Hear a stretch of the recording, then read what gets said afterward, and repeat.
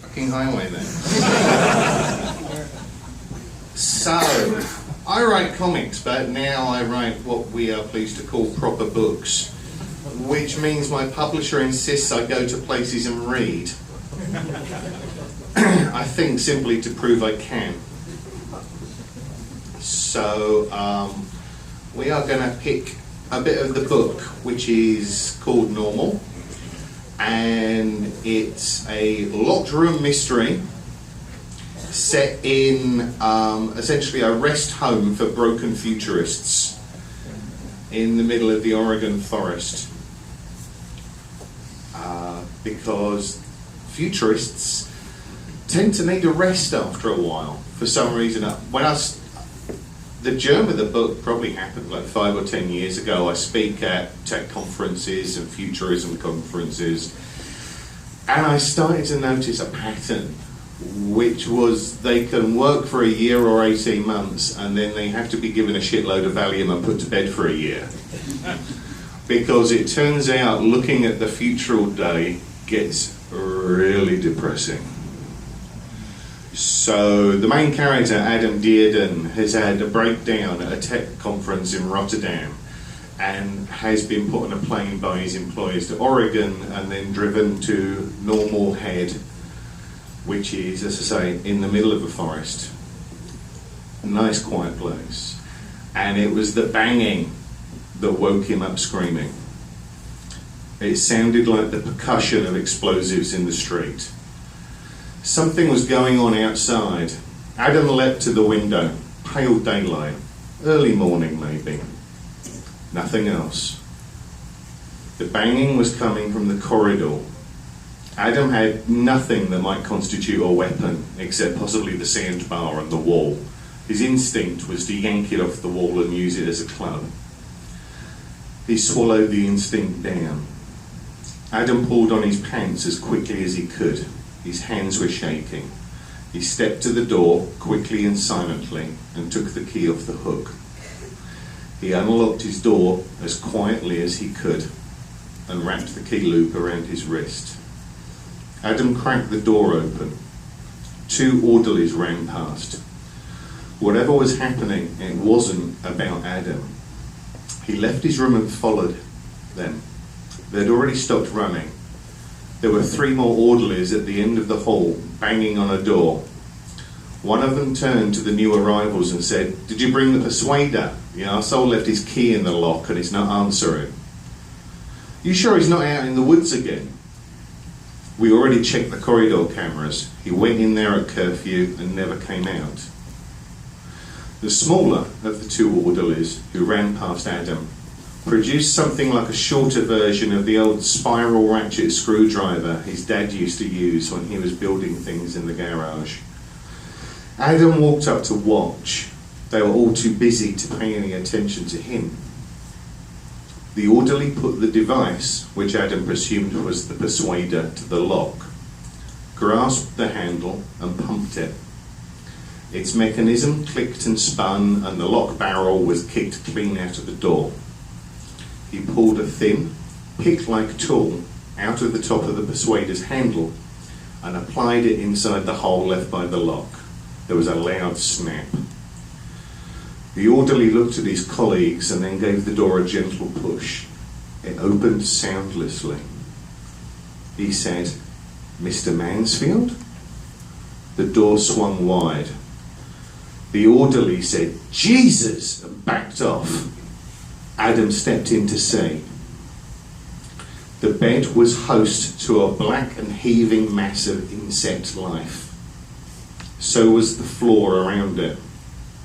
So were the walls and the window. There was no sign of anything human in the room. The mound on the bed was just a horde of bugs. Behind Adam, the economist Clough coughed, squinted, and glumly observed, "I've fucked worse."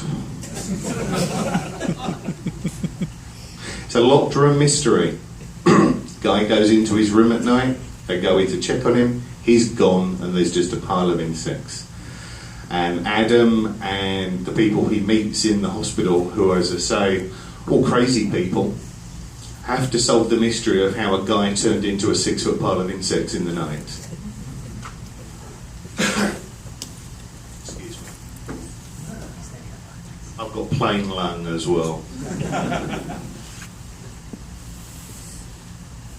As I say, crazy people who have been driven crazy, thinking about the future. And this might actually be the bit that best describes how this happens. The person speaking is a woman called Leela Charan, and she's an urbanist.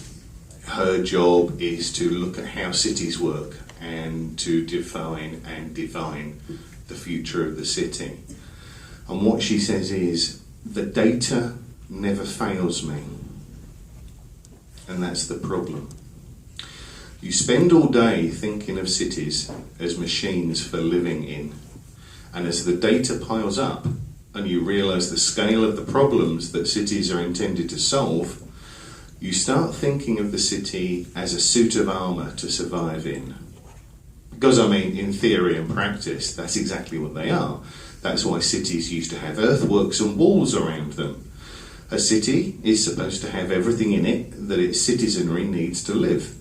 If I'm sick and I live in a city, it's almost certain that the care I need is closer to me than if I lived in a house in the country, because all the hospitals are in big towns and cities. People in what we think of as a basic Western city simply live longer. And I mean basic, not, collapsing or feral. Basic. Which means they fill up with old people, huddled up against the health services they need and can afford, and all the other civic machinery that keeps their spaces livable. Adam put his hand on the table and said, "I'm sorry, you don't need to go on." "I do, though. I do need to go on, because you need to hear it. Everybody does. I have to track shit to do my job." Literally. I literally had to track the passage of shit through pipes in 5 major cities for 6 months at one point. The way we move shit around in cities is vital. It affects the condition of the urban environment, the volume of humans that can be supported therein, the quality of the water, and the state of the ecology outside the city, at least. And then, yes, I had to hand over my data to the city authorities, because that's what I was hired to do. I don't get to make the decisions. All I can do is overwhelm them with data and reports until they have no choice but to do the right thing. But they don't, because nobody can hold the right thing in their heads. It's too big. It's too big and it's too deep. You know what I'm talking about. They, and she cast her hand across the gathered mass of people on the patio, they all know what I'm talking about. I got sent to New York. Fucking New York.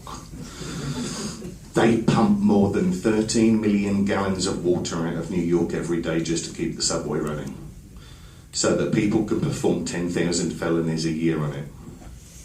And that's the small number. New York needs to pump another 200 million gallons of water out of 4,500 acres of city every single day just to stop the city from drowning in its own piss and bath water and the sea creeping up to grab at the ankles of the 2 million people south of 71st Street. And that is one system. Only one. And just in Manhattan. The 5 boroughs have to process more than 1 billion gallons a day. Remember Hurricane Sandy? Sandy took out half the pumps and almost all the treatment plants in a second. And it was just barely a Category 1 hurricane when it hit. A 13-foot surge over the wall by Battery Park that released 10 billion gallons of raw sewage into the city and the surrounding waters. Shit. Big storm comes and we can't protect ourselves from our own shit. That's the future, Adam fucking whatever your name is. City-states rammed with aging people huddling up against hospitals and looking up in terror for the big storm that will come and go and leave them floating face down in 13 feet of shit, and I can't do anything about it. Adam was hunting for one of the nurses with his eyes. None of us can. We just look at this stuff.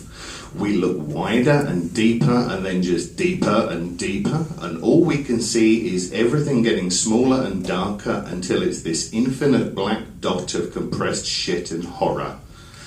And we get paid for that. That's the amazing thing. We get paid to stare down the black silo of the future and gaze at the pebble at the bottom that's nothing but the crushed remains of the species. That's where we all end up. That's all we do. And there's a dollar value on that. We get given money for it. It's like we're the sin eaters for the entire fucking culture. Looking at the end of human civilization because it is supposed that somebody should. I'm fine, by the way. Stop looking for a nurse. I'm going to staging soon. I'm going back to work. Society needs people to stare at a ball of shit at the end of the world all day. It's a living.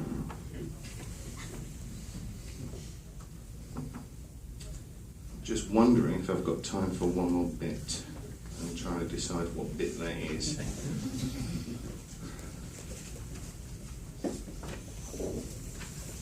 I might actually go back to the opening because it's got a few more jokes in it. And I always felt after that last bit I need to apologise for putting it in your heads.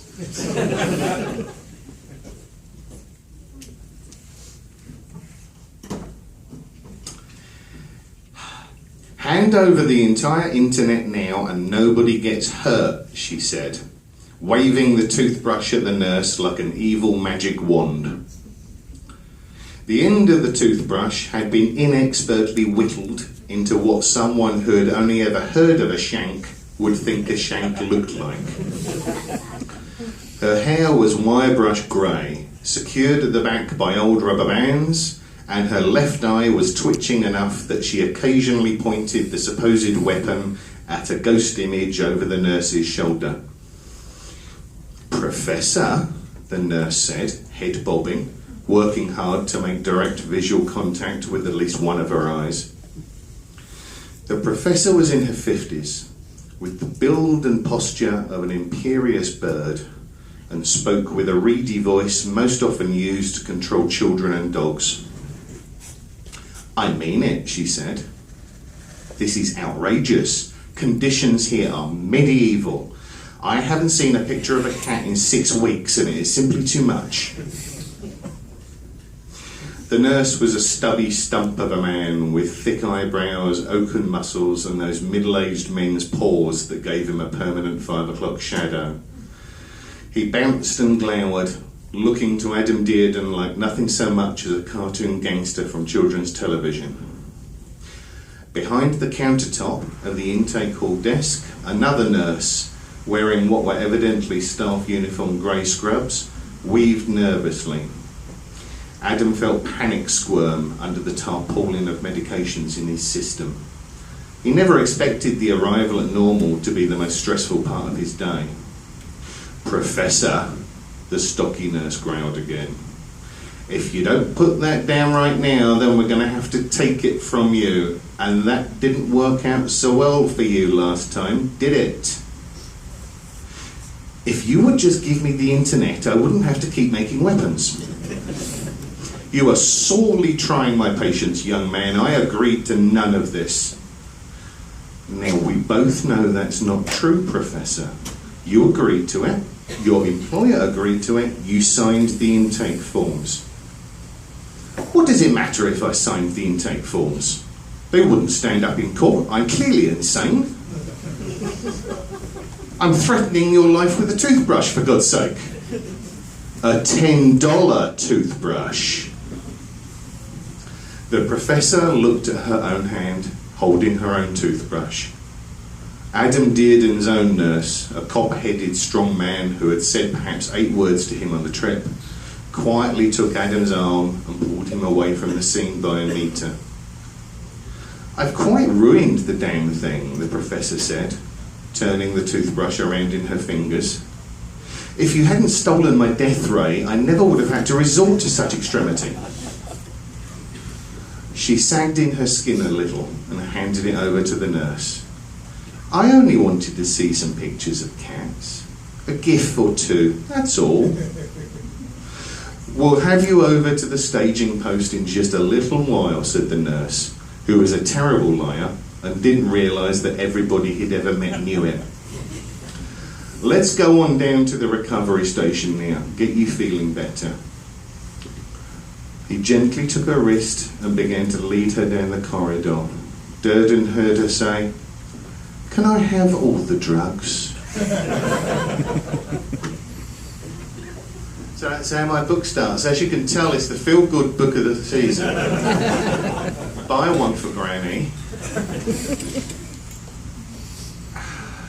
Which brings us up to 25 past. What I've been doing so far is reading for a little bit and then just doing Q&A with the audience, because I figure at least some of you turned up with something you wanted to know. If that doesn't work out, I will just make you listen to me read some more. So take that as the direct threat is intended as. I might actually steal that chair.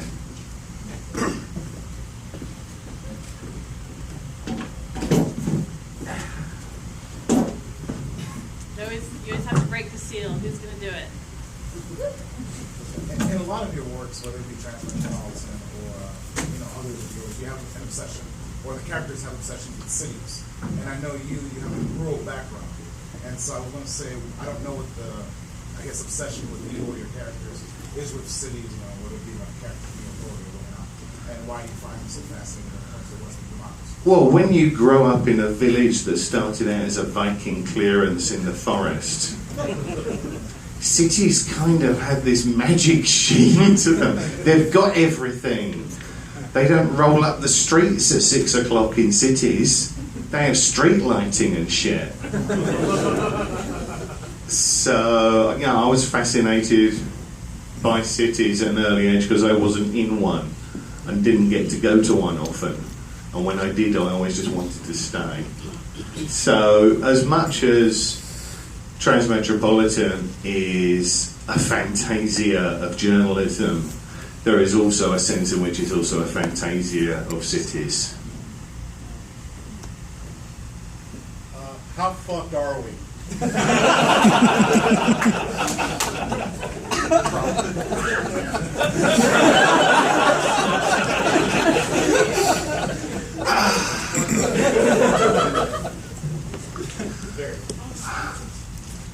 In New York right now, if I offered everyone there a shot glass full of bleach, they would ask for the bottle. How fucked are we is a big question. You got to remember, in Britain we had the preview of this. Yeah. So we're already over. I mean, it doesn't matter. When I was flying here, no one checked my passport at London Heathrow Airport. They're like, we're dead people. What does it matter where we go? We're ghosts. And I was through immigration at JFK in 7 minutes, which is like a world record. I never get through there in less than 45. 7 minutes. Because what does it matter? We're all, on some level, we're all already dead now. Nobody cares anymore. I could have set myself on fire in the middle of immigration and people would have just watched. They would have said, well, he was dead anyway, so let's just look at the pretty lights. That's possibly not the uplifting message I'm supposed to be carrying from town to town on this tour. I don't know. I mean, like I say, we've seen this in Britain and we're all screwed. My daughter was visiting on the day of the Brexit vote. She voted in town instead of where she lives. She's at university, just started her 3rd year of a biology degree. And we didn't stay up all night for the results. We didn't make it through because it was running so close so late. I got up in the morning, she was already up, sitting on the sofa, and I checked my phone so I knew the results, and she said, well, that was a complete waste of the last 3 years. because all the biological research in Britain is funded by the EU. So before she even takes her final exam, she knows she's got to retrain. Yeah. So yes, we're all doomed. Another one. Ask me something funny, for God's sake. I'll do my best. But, so Charlie Strauss has said with his near future works, it's getting harder and harder because as it's coming true before he's actually writing it. Yep. Are you finding the same difficulty? And I was finding it before Charlie. I was bitching about this 2 years before Charlie hit the wall. Yeah, this entire century has been moving faster than fiction. Which, you know, in some ways is great. It's fascinating. I like it when things get weird, but unfortunately I write fiction. So, yeah. With so many of the transmet things coming true, like the glasses and everything, how close are we to my drug-addicted maker? I want my drug-addicted maker. Closer than I think anybody would like.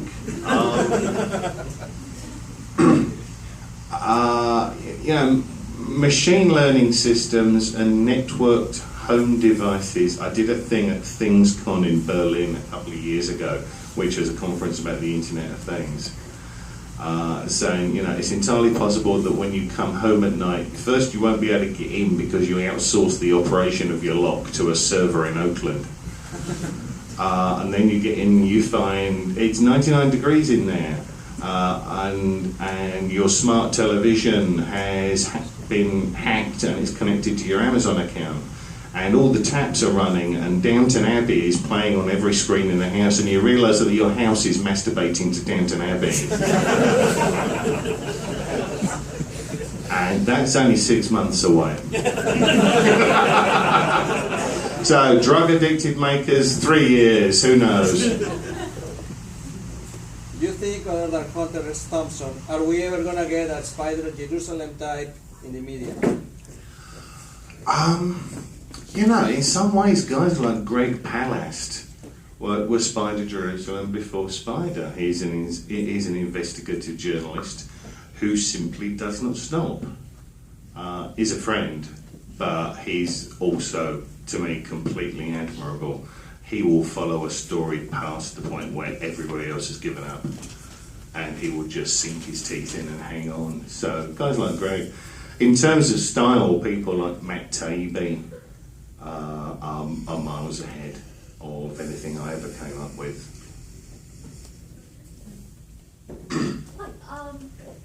When you were reading the part where the woman was just quoting all these statistics of the sewer system, I was sitting here going, oh my gosh, where did you find that information and where could I look it up? Because it reminded me of London in the 1850s. Yeah, this is all publicly available stuff. If you drill into nyc.gov's own website, I'm pretty sure I found it through nyc.gov. I'm pretty sure they publish it somewhere, like buried in the informational tree on there. Any word on alligator lizards? I'm sorry? You don't know? Oh god, it's an urban myth. That there are monsters living in the sewers of New York City. Like exotics and alligators that got flushed because they got too big, and they're all living there. Oh, I've heard of those, but I didn't know that was actually a thing. I don't even go into the subways in that town. It's beautiful there. Yeah, a friend of mine has been working on essentially trying to genetically sequence neighbourhoods. Each neighbourhood of New York has its own very distinct microbiome. You know what I mean. Signature. I haven't had enough coffee. And they started doing this to the subways, and they discovered the two of the subway stations in Midtown are fermenting. Turns out they're both underneath big kimchi cafes, and the byproducts have just gone through the floors and then precipitated through the rock, and they're in the subways, and the subways are fermenting. So no, at least I know they wash the back of cabs. Yeah. I know that you consider yourself sort of semi-retired from comics now, but with people like Brian Bendis, he says you're his favorite writer. Matt Fraction and Kelly Sue DeConnick, they actually met through your web forums back in the 90s, and we all know how that ended. Greg Rucka said you gave him one of the ideas to help get Forever Carlisle off the ground. Do you ever just kind of sit back and look at this generation of comic writers and like, wow, I influenced them? I'm semi-retired from life. I mean, my flight over here was the first day off I'd had since July. This all passes me by, I'm afraid. I mean, I talk to Matt and Kelly Sue every couple of days. I haven't heard from the others in donkey's years, the ones you mentioned. But no, I don't really think about it. I mean, why would you? It sounds like a fast way to go crazy. Yeah. Your weekly newsletter, Orbital Operations, do you enjoy doing that, or is it just something to kind of get it out of your Is it cheap therapy? Oh yeah. I stopped whipping myself when I started writing the newsletter. Yeah. No, I've been doing newsletters since, and someone can check me on this, but I want to say 95 or 96. No, I enjoy it. It's nice to be able to share the things that I've discovered every week, and be able to direct more eyeballs and ears to those things. That is a big part of it for me. There was right at the back there. 2016 is kind of sucked with all the things that have been lost, like people. And I think when you did Come In Alone, way back when, you had written a thing about, one of my favorite pieces you wrote was about the song Heroes by David Bowie. Yeah. And there was just talking about how the song just completely bug fucks itself and goes in a different direction. Yeah, it's Bowie. And when I heard that Bowie had died, you were actually one of the first people that I thought of. How is that one of the bigger creative losses you think we've had this year? There have been so many this year. I mean, everyone knows. It's kind of been the year of clearances. Everybody knows. Sorry? Everybody knows. Leonard Cohen. Yeah. Merle Haggard. Cohen was personally a huge loss. Bowie, of course, and Prince were the two biggest losses for me of this year, I think. But there have been so many, frankly. It's almost at this point of the year where it's actually difficult to remember all of the people we lost. Steve Dillon, for God's sake. 54. What makes you laugh? Other than the insanity of it all.